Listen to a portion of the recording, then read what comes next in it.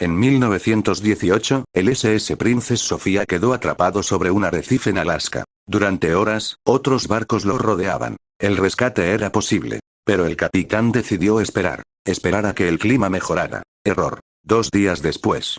Una tormenta brutal arrastró el barco al mar abierto. En minutos, desapareció. 343 personas a bordo. 0 sobrevivientes. Algunos dicen que si hubieran evacuado a tiempo, la historia sería otra. Pero el mar no espera. El error no fue el iceberg, fue la decisión. ¿Conocías esta historia real? Seguime para más misterios reales.